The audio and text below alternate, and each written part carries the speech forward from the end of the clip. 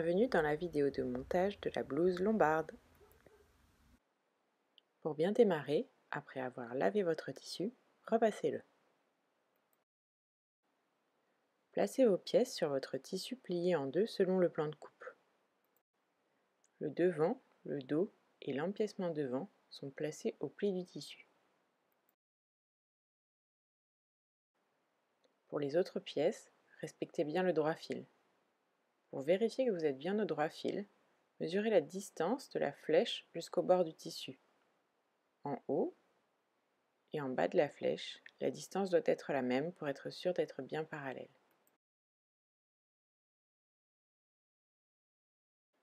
Épinglez vos pièces en place.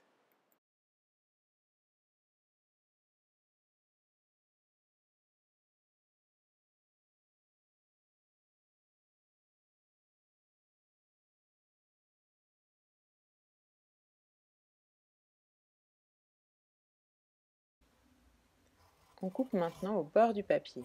Les marges de couture sont déjà incluses.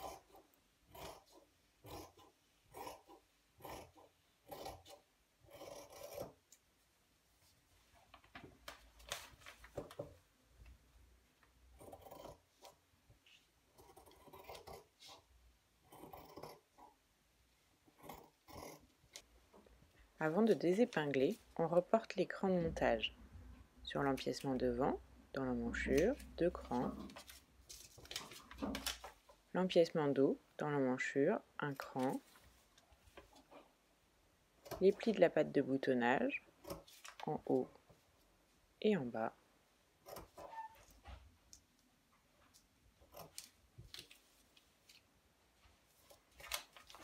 Sur la manche, 1 cran pour le dos, 1 cran pour la tête de manche, 2 crans pour le devant.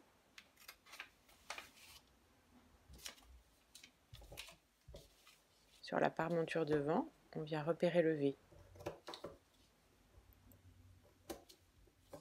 À l'aide d'une épingle, on repère l'extrémité du V.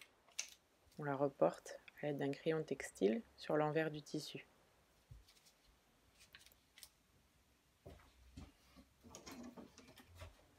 On peut ainsi tracer le V.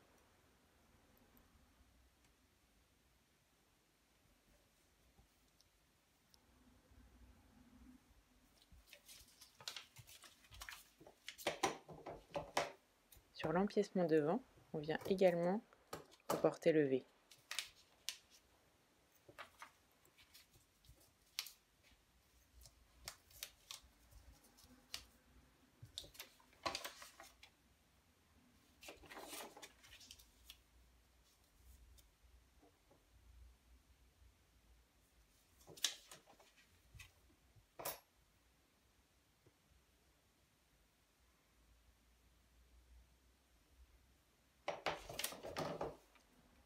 On vient également repérer l'écran pour l'ourlet de la manche. La pièce dos et la pièce devant se ressemblent énormément. Je vous conseille de marquer le devant par 2 petits traits dans une marge de couture.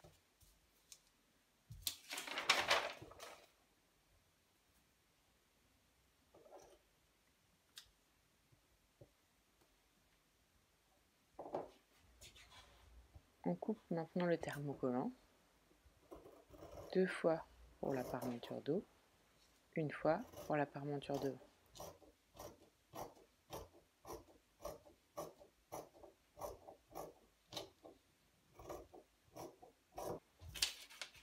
Il faut également couper du thermocollant pour la patte de boutonnage. Je la mesure et je la reporte sur un morceau de thermocollant à double.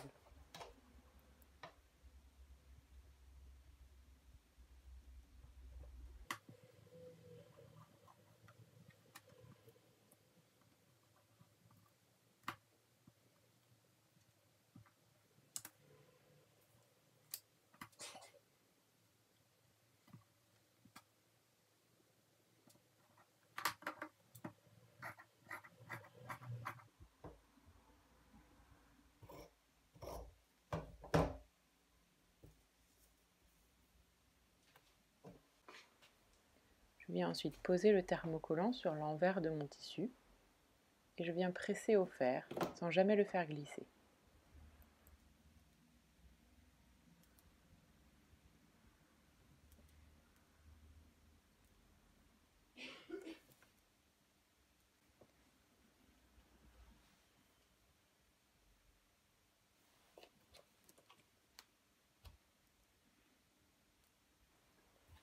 Nous allons maintenant préparer les pattes de boutonnage, c'est-à-dire les plier au fer, mais ne pas les piquer tout de suite. On les plie selon les repères, d'abord 1 cm,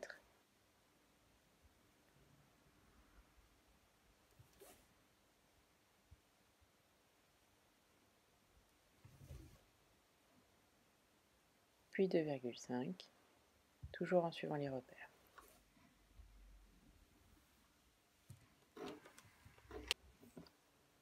Nous allons maintenant assembler les épaules. On pose les empiècements dos sur l'empiècement devant, endroit contre endroit. On épingle en place.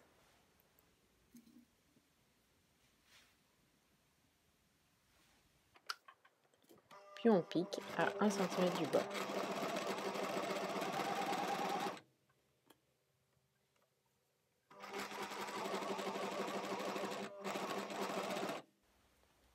On ouvre les coutures au fer.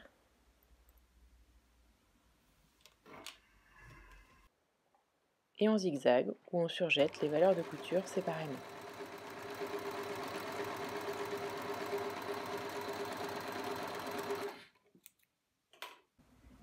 On fait de même avec la parmenture. On installe les parmentures dos sur la parmenture de devant, endroit contre endroit, et on épingle en place.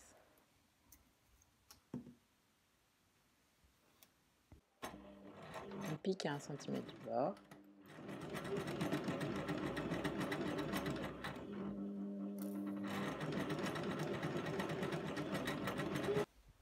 On ouvre les coutures au fer.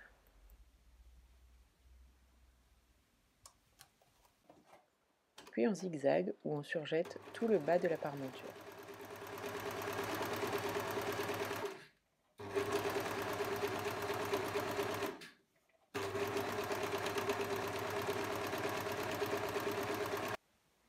Pour poser la parmenture sur l'empiècement, il faut d'abord plier les pattes de boutonnage à l'envers, comme ceci.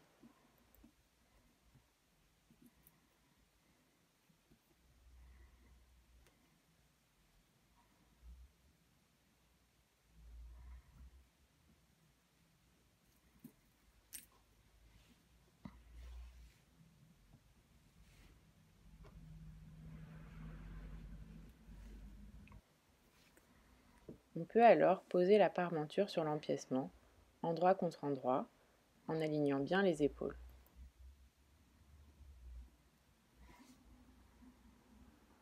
L'extrémité de la parmenture arrive au bord du pli de la patte de boutonnage.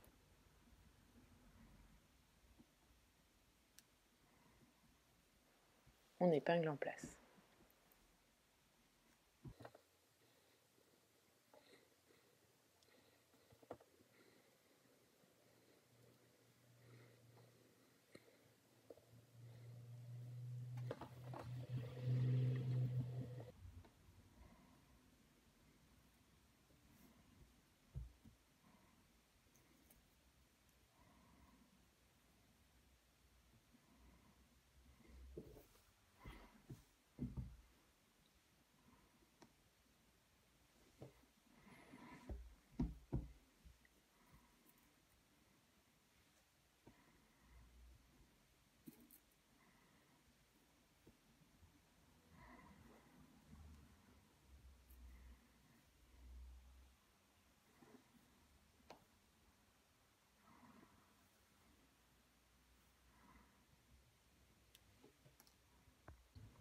On peut alors piquer l'encolure et le V en une seule fois.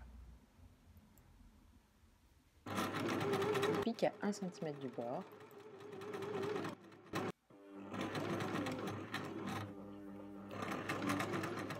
À l'approche du V, on réduit la longueur du point à 1,5 pour bien renforcer les angles.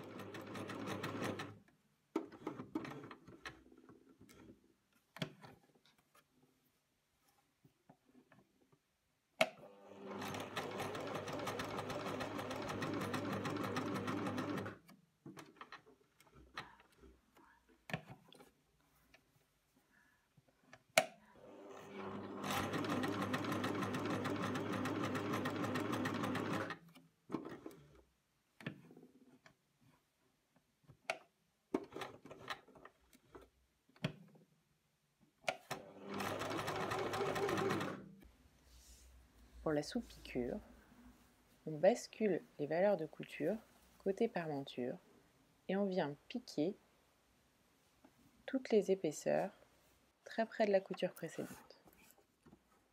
À noter qu'on ne peut pas sous-piquer à proximité du V.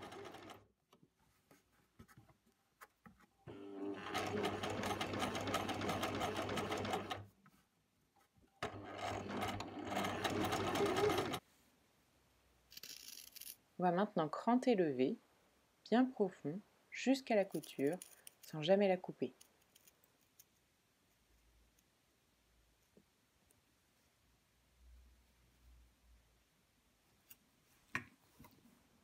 On dégarnit également les angles, c'est-à-dire qu'on enlève de la matière pour un rendu très propre lorsque l'on retournera.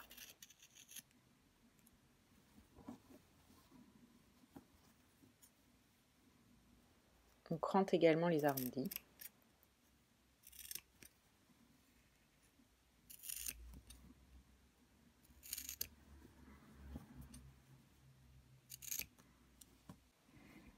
On peut maintenant retourner, c'est-à-dire rabattre la parmenture sur l'intérieur de l'empiècement.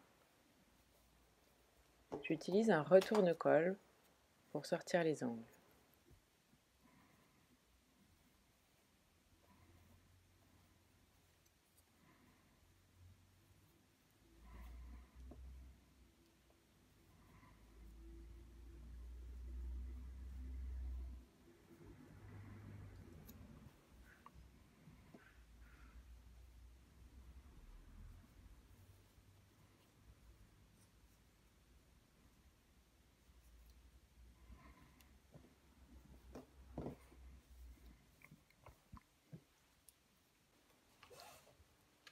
Un petit coup de fer pour une finition impeccable.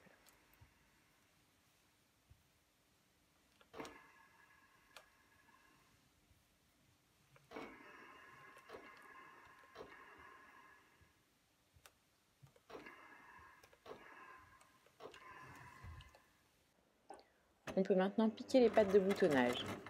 J'utilise le pied pour ourler invisible.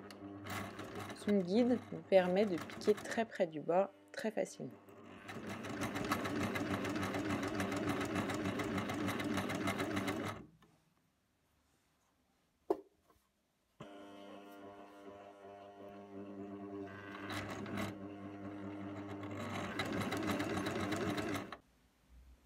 On va maintenant superposer les pattes de boutonnage, côté gauche sur côté droit, et maintenir à l'aide d'une épingle.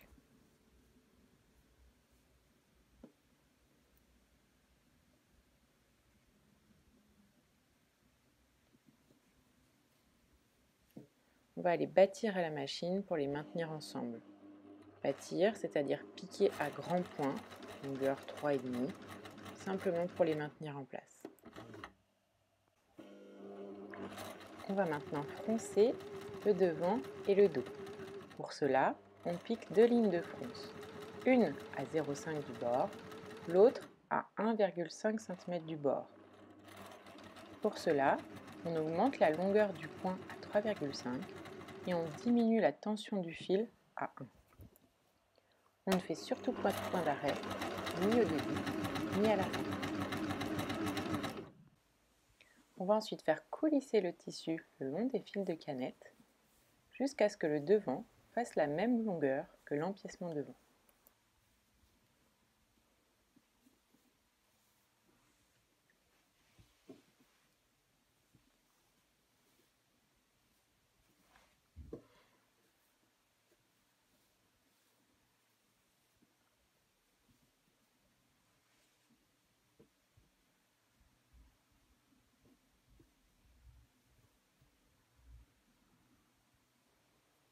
On fait alors un nœud à chaque extrémité, puis on répartit les fronces de manière harmonieuse.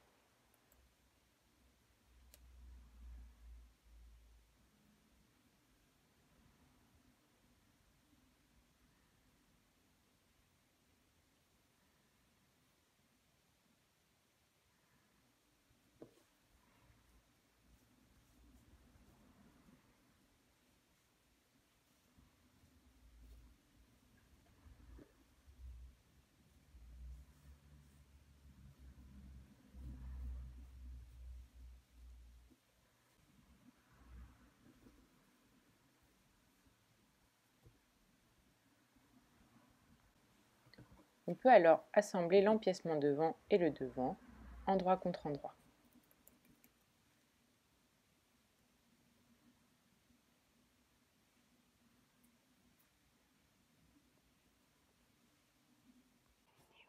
On pique à 1 cm du bord, sans oublier de remettre la tension et la longueur du point à la normale.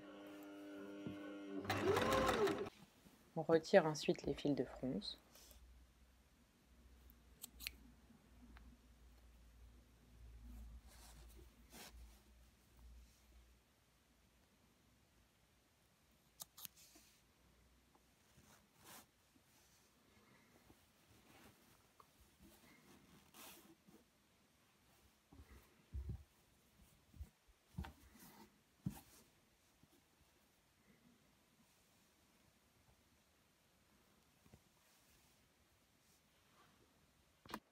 Puis on surjette les valeurs de couture ensemble.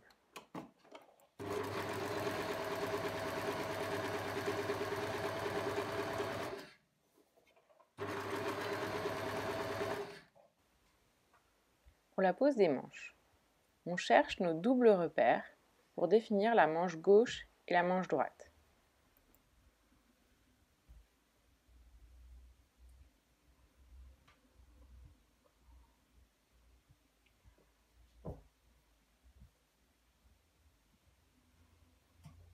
On va ensuite épingler, endroit contre endroit, la manche et l'emmanchure. On commence par les extrémités.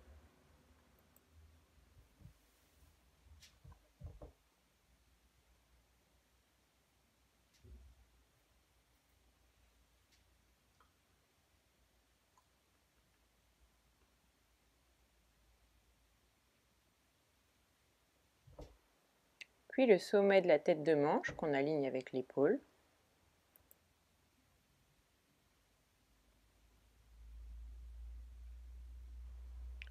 Ensuite l'écran, dos et devant.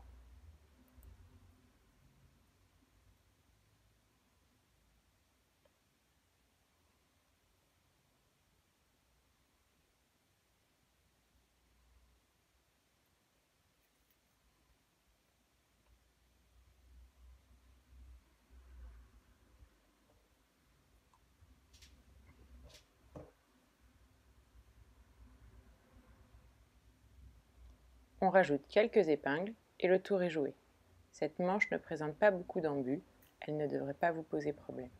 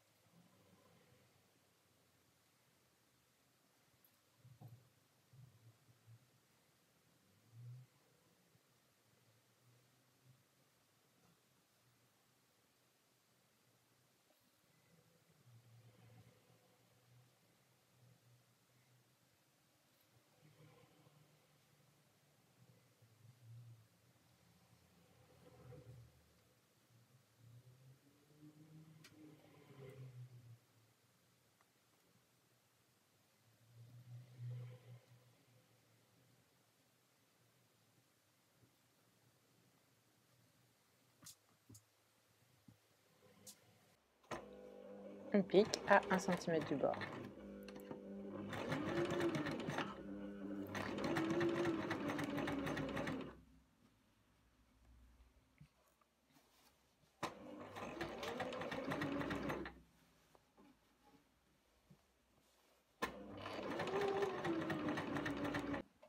On surjette ou on zigzague les valeurs de couture ensemble.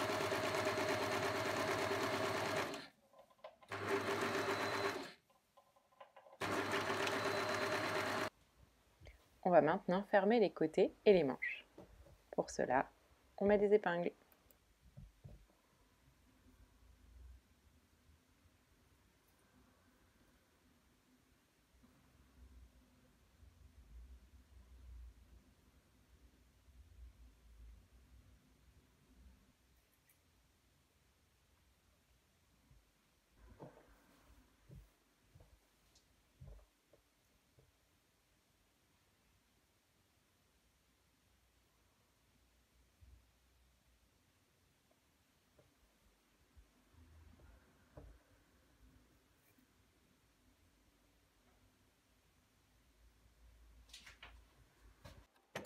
Puis on pique toute la longueur en une seule fois à 1 cm du bord.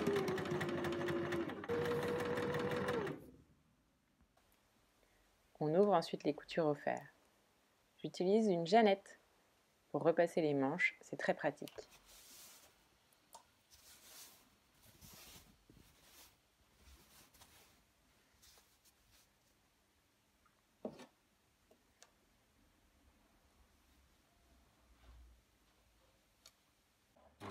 On zigzague ou on surjette les valeurs de couture séparément.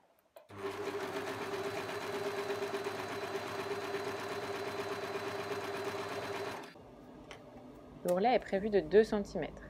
Pour cela, je trace des pointillés à 4 cm du bord vif du tissu.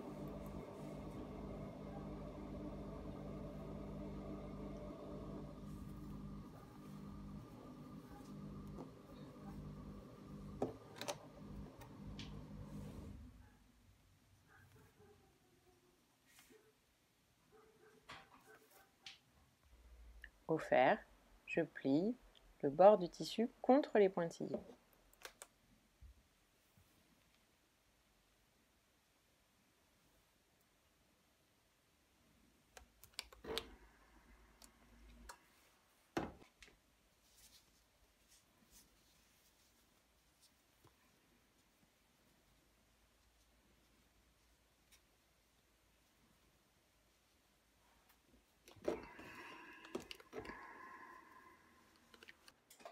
Je surjette ou je zigzague tout le bord du tissu.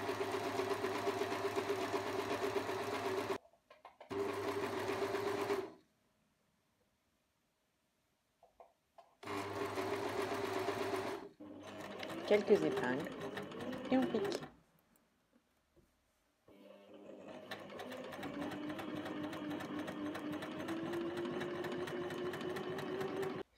La manche est étroite.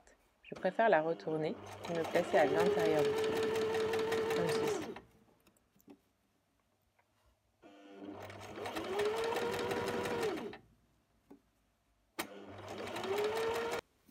On va maintenant placer des repères pour les boutonnières. La première à 1 cm du haut, la seconde à mi-distance entre la première et le bas de l'empiècement.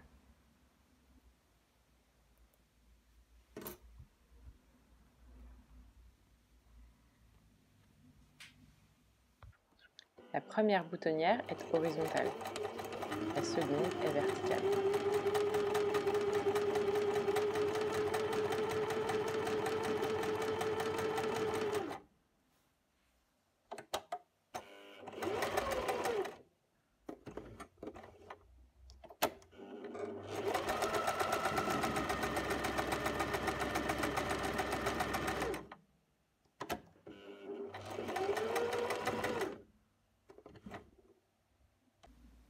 On ouvre les boutonnières à l'aide du découvite. On place une épingle en haut pour éviter de passer tout droit.